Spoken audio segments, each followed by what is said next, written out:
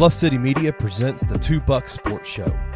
Stepping up to the microphone are your hosts, Drew Gann and Rusty Witten. Now, let's get to the show.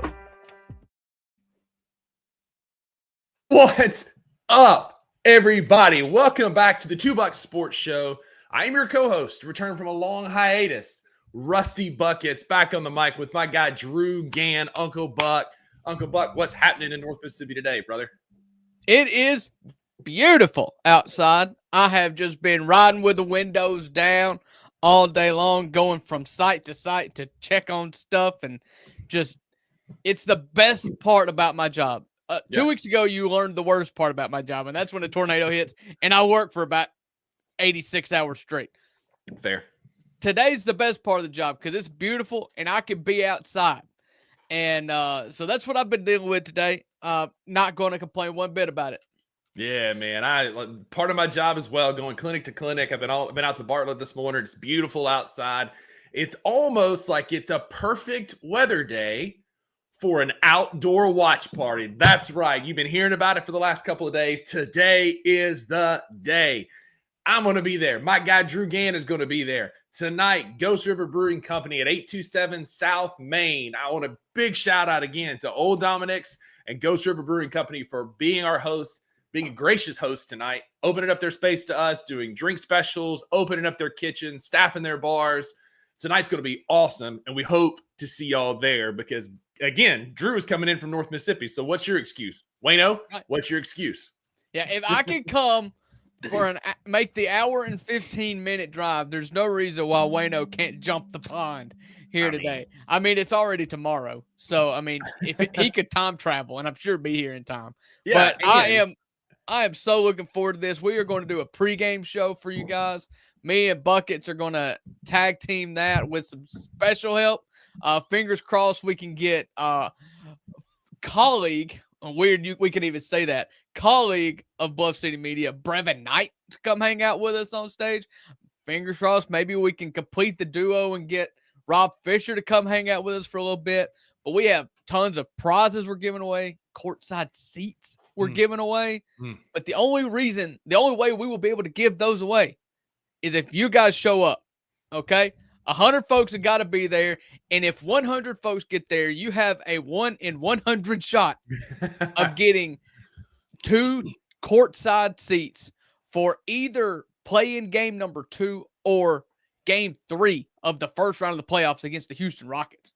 Yeah, man. Like, I don't know what more you could ask for. We've got $5 drafts, $6 cocktails, new wing order, slinging some wings for us. When I was there the other day talking with Bob, the owner of Ghost River, he's a hell of a guy. Y'all got to meet him tonight.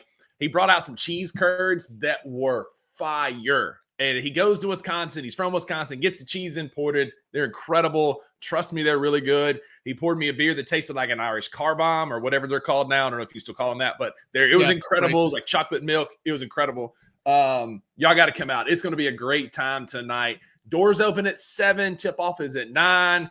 But come hang. Bring your friends. It's a beautiful night. I know it's a school night, but it's worth it because we're going to watch the Grizzlies get a win. More on that to come here in a minute. We can't hype this party up enough. Yeah, I've got 4 kids. If I'm going to make the trek and risk divorce by leaving my wife at home on a ball game night, then y'all can come from across the way to come watch the game with me. Okay? Yeah, we're all in this together, okay? I've got about a dozen friends and coworkers coming out. Like, we're going to have plenty to party with, so come hang out. But more on this to come later. I'm sure this will come up again throughout the show. But right now, Drew, it's been a hot minute since we've been able to do everybody's favorite time waits.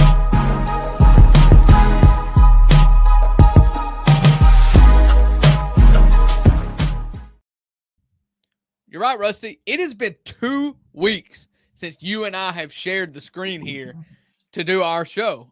Because 2 weeks ago Thursday, I had a tornado hit my city, and then last week you were gone to the Masters. So we got lots to catch up. This is our first segment we do every single Tuesday and Thursday. This is a segment we do because before we were podcast co-hosts, we were best friends, and we just want to catch up. So we call this segment our best and beef of the week. Rusty, I set them up. You knock them down. What's the best thing that happened to you since 2 weeks ago? Yeah. I mean, what else could it be, man? I was invited to the Masters last Wednesday, and I told somebody yesterday, the Masters are hyped up so much, right? About the lore and the prestige and the aura and just the tradition. And it's not hyped enough. Like, it's not. Like, there's not enough hype in this world for the Masters and what Augusta National truly is. Just, you're there with thousands of your friends, and it's just like a murmur. There's not a bunch of yelling and noise. It's very reverent. You can't take anything in that records videos. So I had to leave the GoPro that I'd borrowed at the front desk, which actually made it better because then I wasn't walking around going, ooh, I need a picture of this. Ooh, I need a picture of that. You could lock in. I got to watch at the driving range with one of my childhood heroes, Nomar Garciaparra, former shortstop for the Boston Red Sox. He walked by, and I'm like, that is a beak, and I know that dude. And I, like, 6 times, he would undo and do it. He's going to undo. If y'all didn't know what I was doing, I was undoing and redoing my batting gloves. Like Nomar used to, man. He was a cheat code on baseball games, King Griffey Jr. baseball back in the 90s. He was a great shortstop. Iconic stance, because when we were kids, we could recognize anybody, a silhouette of them based on their batting stance. And Nomar Garciaparra had a 1-of-1. And he would tap his toes. He would do his gloves. Like, Nomar was there. Saw Jim Furyk, Scott Van Pelt. Like, it was incredible to see some of these guys up close. And then just watching the golf, we got to watch some practice. We saw Oberg, we saw McIlroy, we saw Bubba Watson all out practicing. Tony Finau, Victor Hovland is the smilingest dude I've ever seen in my life. Yeah. Cam Young hits the ball. I tell you, talk about hitting the ball. Oberg was on the course with 2 amateurs, guy from University of Illinois. So, Lauren had a big to do about that, and another young guy. And they hit the ball, and it sounded kind of like if you and I got a hold of one really well, right? Like you could tell like you hit. No, hang on. You could tell like it was hit well, right? And it's like, yeah. Like I could probably one time in a summer hit a shot like that. Right. Okay. Well, Oberg, and they kind of dribbled up to the front of the green. Oberg was probably 30, 40 yards behind him. And it was probably, if I had to guess, he was probably 200 out from the green. And when he hit that ball, it was different. That ball was compressed, and then he put it next to the flag. And it's like, see, that's the difference. Like, we got amateurs, and we've got a future number 1 player in the world because Oberg's potential is through the roof. But it's one of my favorite things that I wish would happen is because all of us normal people admire these athletes, and a lot of our big-headed people like Rusty think that there's a chance that we could actually do that. Like, I'll watch it. I don't know why in the world they do that. They know better. So, like, for Olympic sports and for like all-star games, just put a schmuck up there and just watch how ridiculous we would look against these professional athletes. I told Maggie, we're sitting there watching on the driving range, and I'm just like, look, like, you see this, like it was Cam Young, we were behind, and like every single shot was the exact same, finished the same. And I'm like, that's why he's a pro. If you watch me, mine is going to be a little different every time, which is why one goes right, one goes left, one goes long, one gets duffed, right? But it's just like, it's so impressive. But the best part was the par 3 tournament, like watching the kids and the wives be out there hitting balls. Max Homa's kid had his own security guard trying to keep him from jumping in the ponds at every hole because we kind of followed them around. He's probably like 18 months old, and that little kid waddling out towards the water. And at one point, he puts a butt print in the sand trap, and it was awesome. Great. Just, again, all around great experience. Again, travel with Maggie is amazing. That goes without saying, but the Masters truly isn't hyped up enough. Yeah, I would. It's amazing to me. And I don't think you truly understand how impressive professional golfers are until you play. And because I could hit a 6-iron 10 times, and the variance would be 100 yards. Yep. And they've got these things. You're listening to Jim Nance, and Trevor Immelman, and they're like, "Oh, he hit that 1 yard too far to the right." And I was like, 1 yard? We're looking at 1 yard differences here. Yeah. Like, you could dial it in that close. It's impressive. Yeah, they're hitting bad shots, and I'm sitting there watching on Sunday going, my God, like, that'd be the best shot I hit all day. I would be a legend at Whispering Pines if I hit that shot. Shut it down. All right. My best of the week, I kind of hit on it. It was just a good weekend because the weather was good. We played ball a good bit this weekend. Just a low-key weekend for the Gans. A low-key weekend is still extremely busy when it just comes with, like, the schedule is busy, but the weather's nice. Don't have any complaints. Looking forward to a long weekend this weekend. And And so get to hang out with some family, all that kind of stuff. So yeah, that's my best of the week. It's just is nothing bad happen. Oh, and you get your birthday present today when you come in for the party. So there's another best of the week. As do you. Let's go. Let's go. So all right, and beef of the week, Rusty. Worst thing that happened to you this week. And if you say allergies, I'm ending the show. No, being 6'5" has its advantages, except for when you're on a small plane from Greenville, South Carolina to Chicago, Illinois. And it's like at first, Maggie and I were separated and we got moved to sit together, thankfully. But it was one of those where it seats like 30 people. Like it was a tiny jet. Now it was scooting. We didn't get as high and it was like we were moving. But this big frame doesn't fit in airplane seats very well. And so I'm grateful again to sit by Maggie. They were very affordable flights. I'm not complaining about that. I'm just big. And being big in an airplane seat is not the best. Shut up. That sucks. I hate that for you. You're so tall. and don't forget, beef. Devilishly handsome. Don't forget that part. You're my beef. That's the first in the $2 Sports Show. We've been in the show for over 2 years, and this is the first time that I have been Drew's beef, surprisingly. As much as we yell and argue, this is the first time. Mark this day down, April 15th. Tax day. Yeah. All right, let's get into the Memphis Grizzlies. I mean, we've tomfooleried around long enough. Let's talk Grizzlies.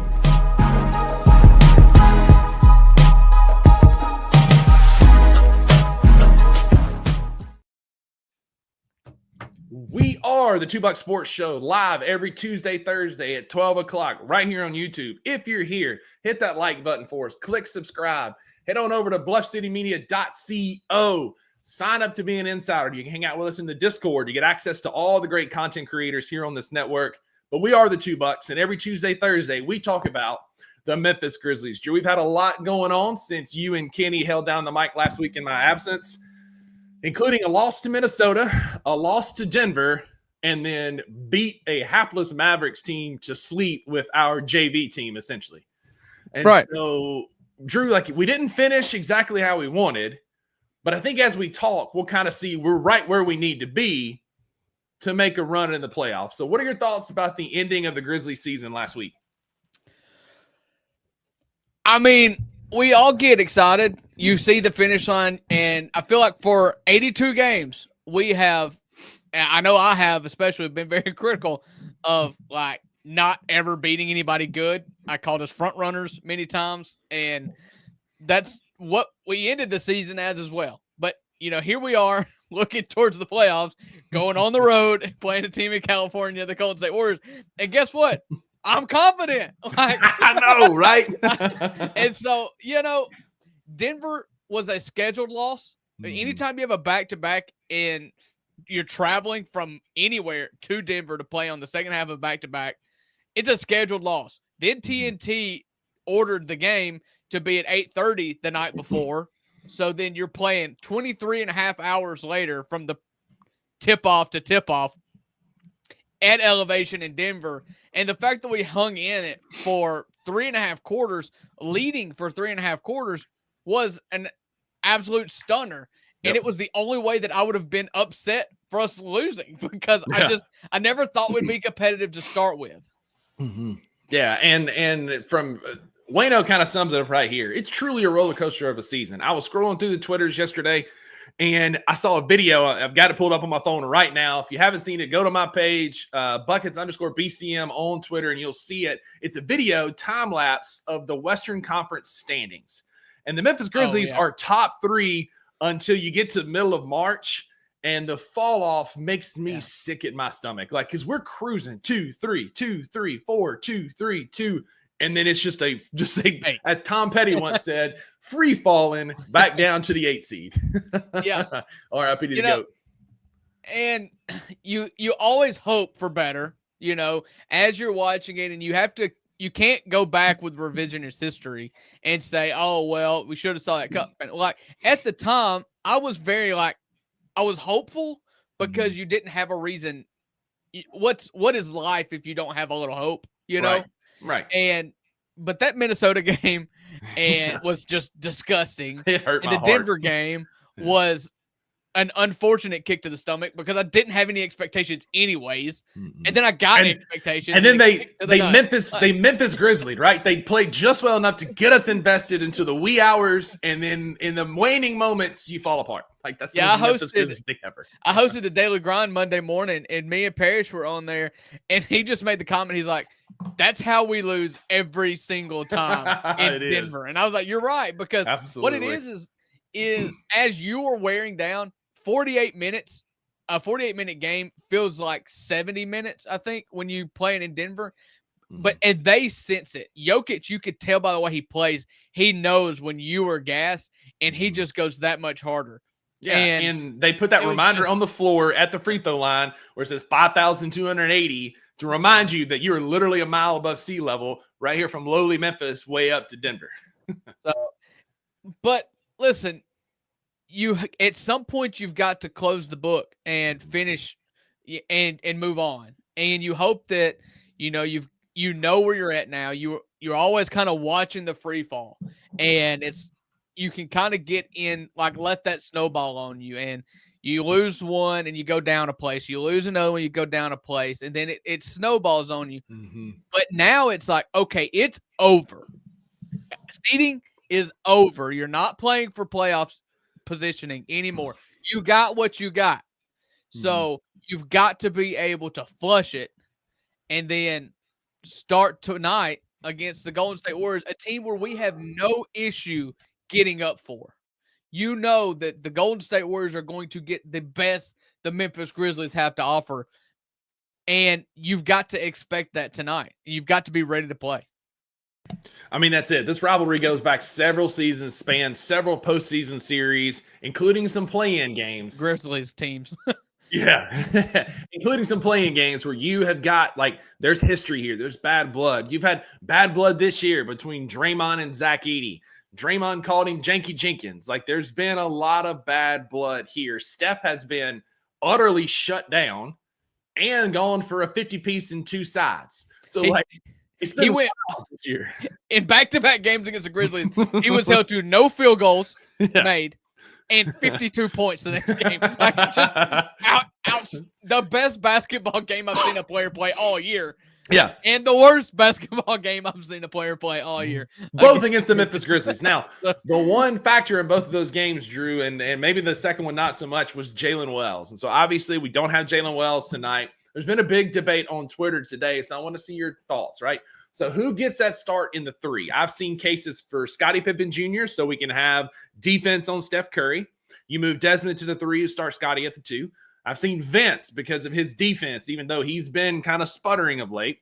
And I've seen an argument for Santi. Somebody put Luke Kennard, and I immediately blocked them because I don't need that kind of negativity in my life. But who do you think should start in place of Jalen Wells tonight? Well, I haven't been on X today, so I'm glad that I can answer this without any biases, I think. I think I would have to say Vince, and this is the reason.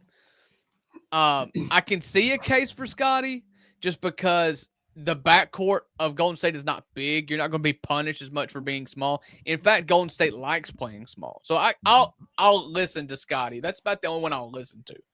But Vince is just a guy in the past. The only way defenders have any success against Steph Curry is by being physical with Steph Curry. Nobody is going to outrun Steph Curry. You're not going to outlast him by just trailing him around the court. You're going to have to be able to be physical with him. And so I'm hoping that Vince Williams can just be physical with him. And the reason why I would give him the edge over Scottie, who I think can do the same thing, is because I think you're going to need Scottie when Ja comes out of the game. Yeah. And there are going to be overlaps in minutes there. But if you're starting Des, Scottie, and Ja at the same time, you're going to be forced into some Luke Kennard minutes pretty early in the first quarter. Yeah. And so that's why I would go Vince, but it's going to be a platoon effort on Steph tonight because he's really the only one that can just blow the game open for you. You're going to have to platoon on Steph. And so I would give Vince the start on Steph and then Scottie in, and then, just get your matchups and get your rotations how you like them after that. Yeah, I mean, I think for me, I like the case for both Vince and Scotty. I do, because I hear like leaning towards that backcourt for sure. For me, I also see an argument for Santi Aldama. The reason I say Santi is right here. I agree with Wayno. Go big against Golden State because they don't have size. If you can keep Jaren and Edie on the court. Say that thinking you would make a case for Santi, though. So hang with me. I know that. But when we play big, you start Santi at the 3, one of two things can happen. Santi can come out and go on a heater. We've seen him with 10 and 12 first quarter points this year with adding a 3-point shot in the starting lineup. You have bigger players on the court than Golden State does. Zach Edey tends to feast against Golden State this year. He's had big games against them with big numbers. I can hear an argument for Vince. For me, I think we need to stagger Ja and Scotty because they're the only two that are going to be athletic enough to keep up with Steph and run around the court with him. And so I think, pause, Wayno, we're not trying to put Santi in your mouth. But we need athleticism to keep up with Steph. So I think we should stagger Pip's minutes a little bit because Pip's defense is going to be needed against Steph Curry. So give me Santi Aldama early. And if Santi has it and his 3 is falling, we stay playing with that bigger lineup and roll with it. If it's not there early, we switch and we run out more Vince and Pip to keep up with Steph Curry from a defensive standpoint. Yeah. So my only beef with Santi, one, he has not been as good since Taylor Jenkins and this communist offense went out the door. Okay. He's just kind of hadn't got it all together. He's kind of not looked like a mess, but he just hasn't been the super Santi that we saw in this communist European offense. Also, your bigs are where you're the most shallow at depth-wise. And if you start Edey, Jaren, and Santi, and in minute 5, let's just say the 7-minute mark in the first quarter, Jaren picks up a second foul, you're having to bring in Jay Huff. And so kind of the same reason why I said you just kind of have to leave Scotty on the bench, kind of apply that same logic to Santi Aldama for me. And it's because the team just isn't as deep as it once was with the absences of Jalen Wells and Brandon Clark. I can hear that argument. And I also, one other thing that kind of works in Santi's favor and Pip's a little bit is 3-point shooting. Those two guys have been some of our better 3-point shooters at times, and Golden State's going to shoot 3 a lot. And they're going to score in bunches. And not that I want to get into another 3-point contest with them because the last time we did that, it didn't work out very well. But we need guys who can shoot. And so I can hear an argument for all the 3 of them. I'm team Santi. Drew is team Vince. Let us know in the comments who you think will start tonight. We'll find out at 9 o'clock at Ghost River, 827 South Main Street. We'll be there watching it live. Come hang out with us, and we'll see who rolls out in the starting lineup. Drew, let me ask you this. Another name that's coming up a lot on X, and I'm curious your thoughts on this as well.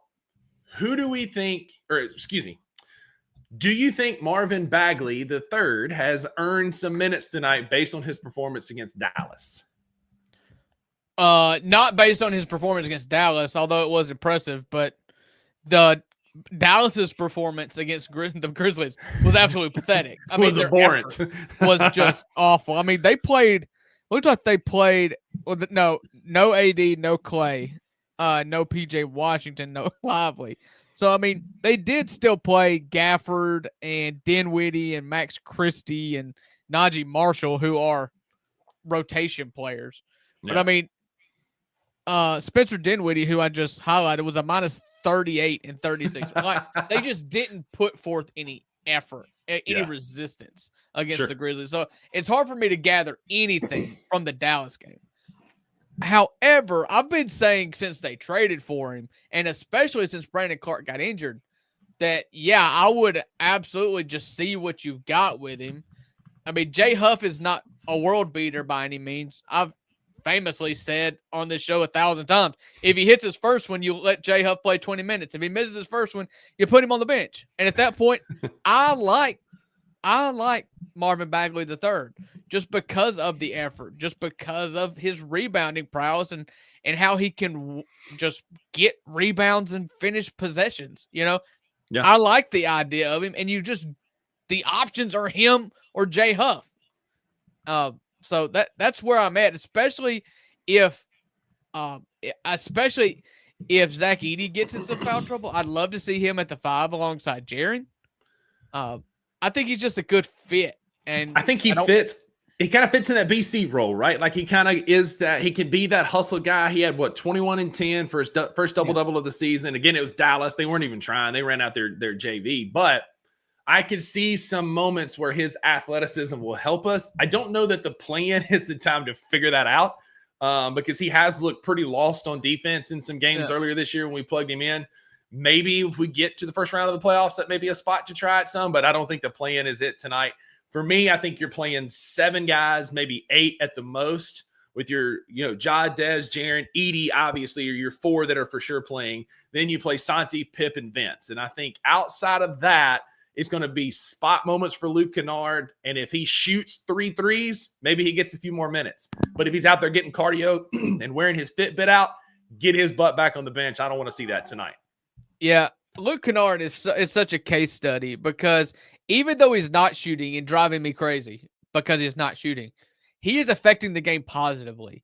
And, Twamas, whatever his name is, he has been on record and said that Luke Kennard is important because of the gravity, that he draws people in even when he doesn't shoot. And I understand the merit. Sure. I do. I get it. However, like if you're not going to shoot, like what are you here for? That's it. Like we're not paying you to be a point guard. We have a point guard in Ja Morant. We have Scottie Pippen Jr. You have one job, Luke. It's to be Nuke and shoot the ball 5, 6 times. I will never, ever. I say this tongue in cheek. I will never complain about Luke going like 2 for 7 because I want him shooting those 7 shots. I won't ever.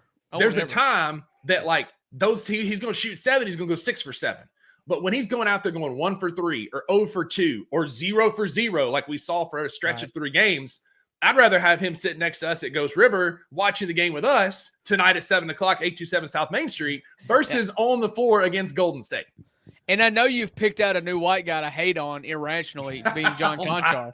But I would absolutely rather John Conchar be out there if Luke's not going to shoot. John Conchar, if nothing else, is a rebounding machine.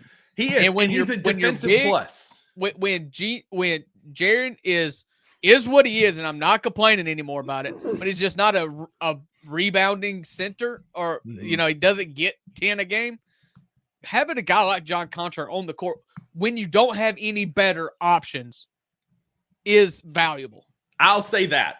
Like, when you don't have any better options, John Conchar is plus defensively, and he's a rebounder. He's not going to go get you. And he might pinned Anthony Davis off the back on the backboard. That's it. And he's good for like 1 corner 3, and he'll go like 1 for 1 from 3. It'll be a corner 3 when you need it. So I'm not opposed to limited Conchar minutes, but again, I stand by my statement that your 8 guys, Ja, Des, Jaron, Edey, Santi, Pip, and Vince, are the guys that you need to play.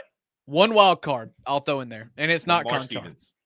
Lamar Stevens. I don't hate that because I do believe that Lamar Stevens, being a big body, could match up well. If it ends up being a Draymond show where he's more or less running the point and everything's going through him, I like Lamar Stevens on him because they match up kind of their body shape. They could bang well. You know what I'm saying? Yeah. False. He could bang Draymond, and so he's the wild card that I'll throw in there that I think does a lot of things well-ish, and it wouldn't be a negative if Draymond Green, it turns into like the point forward that he's kind of specialized in 10 years ago. I also can see a case. You're going to get a lot of Jaron on Jimmy and some switches because Jimmy's a big body 3. I can see a case for putting Lamar Stevens out there and bumping on Jimmy Butler a little bit too, especially with that thigh contusion. Just bumping everybody. Steph's getting bumped. Draymond's getting bumped. Jimmy's getting bumped. We're bumping tonight. We're the least physical team in the NBA, but we're going out there tonight to go to war is what we're doing. That's it. We're gonna, like Charles Barkley once famous said, you find a guy's hips, you put your butt on it. ... When a guy's banging you from behind, he said. Yeah. So I think that there's a case for Lamar Stevens from a defensive standpoint, right? He brings an edge defensively. He's tough. He's physical. I can hear some arguments for Lamar Stevens to go out there and mess with Draymond and Jimmy Butler for sure. But that's how we're going to do it tonight, Drew. You can't sag off. Like, you have to be. Oklahoma City does a really good job of this, and we're not OKC by any stretch. I know that. But they are a very physical defensive team. They get hand checks, they get hands on people, and they do it in a way that it's not called, but it's probably some favoritism there. But it's a way to get on somebody to not have that space, because the last thing that Steph Curry needs, he's going to make a contested three, but if you give him space, he will eat you alive, even just a body's width. So we need guys like Scotty and Vince to be resting right now. Hope they're off their feet, drinking their Gatorade, watching this show. Thanks for watching, guys. We appreciate y'all being here. Ready to go out tonight. And as Jaron said, go to war against Golden State, Drew, because I've been saying it all day, right? To be the man, you got to beat the man. And this team, like, nobody's giving us a chance. We're 0-8 against California teams this year. We are in the state of California. If you count teams that are above 500, the top 15 in the NBA, we have lost 14 of our last 15 against those teams. Our lone win being the Detroit Pistons last weekend. None of the stats are trending in our favor, Drew, but convince me why we can go out and win tonight in Oakland. Well, I mean, if you want me to convince you, it's not that hard, because we've been making the same argument all year long. This team is not as bad as they are playing right now. We have dealt with injuries. We have dealt with inconsistency. We've dealt with players that aren't superstar players that did not play a lot of basketball. For the second straight year, we have not been able to get the ball rolling downhill with all three of our superstars playing together. We have gotten that over the last 2 weeks, and you've had mixed results. I mean, you haven't had mixed results. You've had good results that just, with the exception of Minnesota, that game against Denver was a good game that you just ran out of gas in. Throw away the Dallas game. You've just played well together. You've seen Ja average 30 points since he came back from a serious injury. Yep. You know, I just think that if Ja Morant is the best player on the court, then the Grizzlies have the absolute edge against a lot of teams. And Golden State is one of those teams. If Ja Morant comes out there and is the best player on the court, then you're going to have a chance to win games. It's just as simple as that. Now, I worry about the defensive side of the ball, because if you look back at the Grizzlies, the last few games, the last few wins, you gave up 141 points against the Timberwolves, and it's been a long time. The other teams, you just weren't any good. So don't look at that. Routinely, we have lost games while the Grizzlies have scored in the 120s. So you're going to have to do the job defensively. That's why I've spent a lot of time talking about banging their other teams, having Lamar Stevens and their players, having Lamar Stevens and Scottie Pippen Jr. and Vince Williams be willing to bang. That's what I'm talking about. You're going to have – I'm not worried about the offensive side of the basketball. I'm not. I think the Grizzlies are going to score 120 points tonight. Yeah. You're just going to have to keep them from scoring 140. Yeah, just like I'm going to have to keep Uncle Buck from drinking 140 Ghost River beers tonight while we're at Ghost River Brewing Company. I'm going to behave. I'm going to behave. Yeah, 827 South Main Street. Come hang out with us tonight. Eat 120 wings. That'd be great. Like, if you could do that, I'll give you a t-shirt myself, a $2 Sports Show t-shirt if you can eat 120 wings. I'll give you the shirt off my back. Absolutely. And you're going to sign my bare chest as you take my shirt home, because that'd be impressive. But again, like, this is a winnable basketball game. Like, this is best case scenario, right? Because if you go out and you handle your business tonight against an Oklahoma or a Golden State team that you can play with, you have all year. You took Steph and Draymond's best shots and had it a one-possession game in the final 5 minutes. Steph had 52. Draymond had a triple-double, and you were within a possession in the closing moments. And so this is a team that we can beat. It sets us up on a path for success, because then you play an inexperienced Houston team in the first round. that we would match up well, that we played well against. They just beat us late in those games, and then we finally got them in the last time we played. Yeah. And so this is our path. This is our way. You lose this game, you got problems, right? Because then you go beat Sacramento in the Jake LaRavia revenge game 2.0.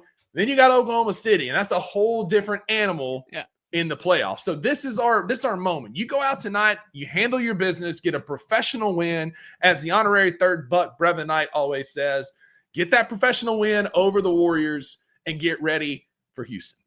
Yeah, you couldn't script this any better. Though you could not script the end of the season any worse. But you could not script the playoff scenario any better. You look at in years past for the Grizzlies, you've got the 2 seed twice. Mm-hmm. One time you played Minnesota out of the play, and you ran up against the Lakers or the Warriors. The Warriors, and then everybody got hurt. And then the next year, you have the 2 seed, and you draw a 7 seed Lakers. That's a nightmare scenario. Mm-hmm. This, you fall into the 7. We're talking if we win tonight. Yes. If you lose tonight, that's out.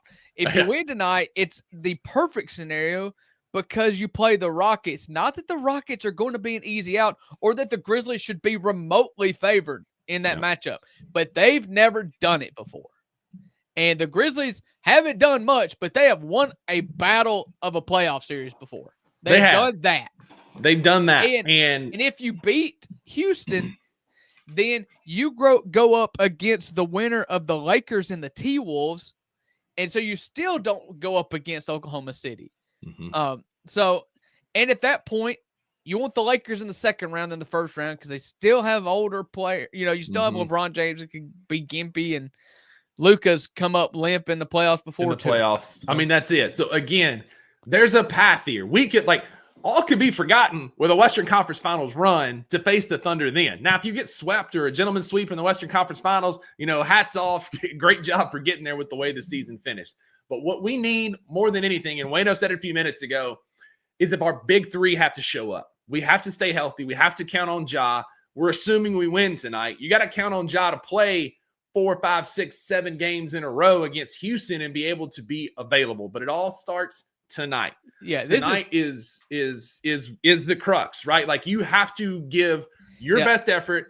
Twilmas, I know you like playing our guys less minutes, but more effective in those minutes. That has to go out the window. This is pseudo playoff basketball. So Jadez and Jaren have a floor of 38 minutes. Those cats need to be playing 40 minutes tonight to win this freaking game. Yeah, you said that it starts tonight. Well, guess what? It can end tonight.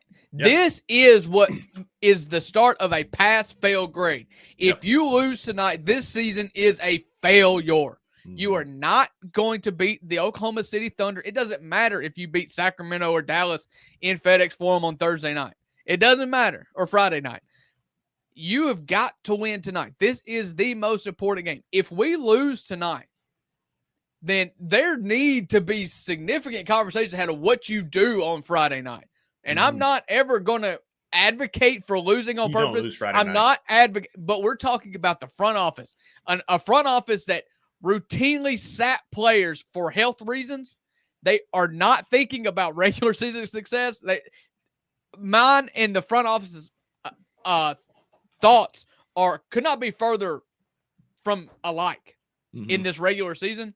Don't think for a second they're not thinking to themselves, if we just lose this second playing game, then we get to keep our first round pick. That will be a thought that Zach Kleiman has. Whether or not you want to say it's a good thought exercise or not, it will be thought about. I'm not saying it's not, but that's goofy. Jadez and Jaren, it's criminal if you don't make the top 8 playoffs without those guys. And the 18th, 19th pick is not going to matter a hill of beans for what we do in the first round. Top 14 pick because you're in the lottery. Even then, 14, you got Giannis Antetokounmpo is 1 in a million at the 14th pick, and that's not going to go get you what you want. Well, so go out and the other thing I'll say about that is, to me, nothing is less attractive if I'm a big free agent destination player looking to go play somewhere. I'm not going to Charlotte, and I'm not going to Washington, and I'm not going to these places because they're perennial losers who don't play hard. Go out and win the basketball games. Prove that we've got something cooking here. Prove that Jaren needs to re-sign at a team-friendly deal so we can go get somebody else. Prove it in these play-in games and make the freaking playoffs. I agree with you. Allow me to play devil's advocate. Okay? I agree with you. Okay? Yep. We have never been able to get a free agent that's any good here, so you've got to trade for him. Mm-hmm. We do not have a first-round pick to use as a trade asset. Thanks, Kleiman. If you do not make the playoffs, you have a lottery pick. That could be the biggest asset you could have to go make a trade. As I said this morning, just a random trade. Devin Booker. Or who was I thinking about the other day? I don't know. Name your player. You've got to attach first round picks. Phoenix does not have any picks in the first round because of that Kevin Durant and Bradley Beal trade. None. Zero. They have no future. The only thing they want is first round picks. And you don't have this year's unless you don't make the playoff. And again, this is just devil's advocate here. Yeah, no, I hear you. And I've got a rebuttal. A piece of the equation that Climate is going to mull over if we lose tonight. And I hope Thursday you and I are not talking about this. Yeah, and I agree. Like, it'll be a conversation had. But what if we could go get a guy like Neesmith from Indiana or Herb Jones from New Orleans without that first-round pick, building around the core that we have? You can still ship off a couple pieces to get those guys, because I think, like, this team with Herb Jones's defense is incredibly better. This team with Naismith's offense and defense is better. And you can go get that with some pieces here and there. I wouldn't expect an Aaron Neesmith. Yeah, like right. He's one to watch for. But I think that, like, there are guys out there that you could get with some of the assets that we have. We just need to, like, come off some of the youth and some of the picks that we have. There's second-round picks, I know, but there's opportunity there to go get a player without the first-round pick. And then also, I mean, like, I hate to be this guy, but, like, you owe it to us as fans and as season ticket holders to go out and leave it all on the floor. Like, go get it, man. Like, go play hard tonight. I believe. Let's win this game tonight. We ain't got to worry about it. But if you lose tonight, you still go bust your ass on the FedEx Forum floor Friday night to get into the playoffs. Like, that's how it should be. And Mama Lee, I'm sorry, but I'm fired up. I believe that the basketball gods honored us in 2019. Despite playing all the players, we tried our hardest. We had the 9th best odds, and the basketball gods rewarded us with the second pick. Okay? I believe that the basketball gods took it out on us in 2018 because we tried to lose. Now, it worked out because we got Jared, and nobody's complaining about landing at 4. But maybe there's a sector that you would have Luka. You know, so I'm just saying, I'm always in the camp of playing. I believe your players want to play and the fans want to see you play. Yeah. And I can also I can empathize and I can see the rationale is all I'm saying. I don't agree with it. But you're talking about these nerds who love to tank. Yeah. I could see Zach Kleiman being that guy. Your point is taken that's not your stance, but you've made the point that it could actually happen. But you know what, Drew? It's time to change hats. We're going to party hat because tonight, party goes down. Doors open at 7. Tip-off is at 9 o'clock. So come hang. You don't have to hang all night. Come hang with us in the pregame. Get the game started. Come win some courtside tickets. Drink some drinks. Eat some wings. Hang out with your favorite Drink some wings. And hang out with your favorite BCM personalities. You know, not us, but we'll be there. But Brevin's saying, Brevin's coming. Rob's coming. Kenny's coming. The whole crew's coming. DG's coming late. We're going to have us a party tonight. 827 South Main Street. I'm going to throw up the big flyer one more time for everybody to see. Watch party tonight. We're raffling off those tickets. $5 drinks, $6 cocktails. We got full kitchen tonight. Fries, wings, cheese curds, the works. 827 South Main Street tonight, 7 p.m. Come hang with your boys. Drinks and wings. Gotta have me. Drinks and wings. Drinks and wings. That should have been the title of the episode if I'd been thinking some forethought there. But instead, we're going to be Giant Slayers tonight. Drew, final thoughts, predictions on the game tonight. Tell me what you think happens. I think that we are in for an absolute war tonight. These teams don't like each other. It's no secret. I think that if either team comes tonight without bringing 110% of their heart, body, and soul, then they will get smashed. And so that's what I'm looking for the Grizzlies tonight. The Grizzlies have what it takes. I've said it all year. You have not seen it all year, but they've got it. Now go show it. And I think they go win in Golden State again. Let's go. Instead of knocking Golden State out of the play-in, which was fun, we would knock them down a rung and banish them to the best case scenario of playing Oklahoma City. That's it. That couldn't be better. Go beat them. Send them to basketball hell to go beat the Kings and face the Thunder, where they got to go to Oklahoma City. Give us Houston. Tonight's the night. Jaren, if you're watching, brother, both feet on the floor. Stay upright. Ja, you're not going to get the calls tonight in Oakland. You're just not. Play through that. Head down. Demon Ja. Dez, pass the ball. Don't dribble it off your foot. Luke, if you play, shoot the ball. We've got a chance to win, but we need everybody doing what they do best, and that's Desmond not playing point guard. I love you, brother, but you don't need to be dribbling off your foot. You're a running back, not a quarterback. I cannot wait for that environment to be watching that environment with all of our people at Ghost River, and during the first replay, having Billy Kennedy put on a show, because he is refereeing the game tonight, and I love Billy Kennedy. I do too, man. A showman's showman, and as two guys who get on camera and clown around a few days a week, we can appreciate the great Billy Kennedy. He's true heel work. Absolutely. True heel work from a referee. It's great. I love it, because he'll say something, and then the crowd will cheer, and he'll go, however, and drop the bad news. And I love it. Like, I need that like I need oxygen. And that face is incredible. But that's going to do it for the 2 Buck Sports Show today on Tuesday. Again, come hang with us tonight, 7 o'clock. Ghost River Brewing Company, 827 South Main Street. Old Dominic's will be there. We'll be there. I got swag from the Grizzlies to give away. We've got tickets to give away. Come hang with us tonight. It's going to be amazing. The weather is going to be perfect. I know it's a school night, but you can rest this weekend after we've made it to go play Houston. It's a saying. It's a work night. It's a school night. You can rest after we've solidified our chance to go play Houston in the playoffs. Thanks for hanging with us. We'll see you back right here on Thursday at the same time. We are the 2 Buck Sports Show, live every Tuesday, Thursday at 12 noon. Go be a friend to somebody who needs a friend, and there are no refunds for what you hear on the 2 Buck Sports Show. That's right. So with the $2, you always get what you pay for, and that's $5 drink beers and $6 cocktails. Go Grizz. See y'all tonight. Thank you for listening to the 2 Buck Sports Show. If you enjoyed this episode, leave a rating and a review wherever you download your podcasts. Also, like and subscribe to Bluff City Media's YouTube page. For comprehensive coverage of all things Memphis sports, head over to www.bluffcitymedia.co and find out how you can become an insider. We will see you back here next time.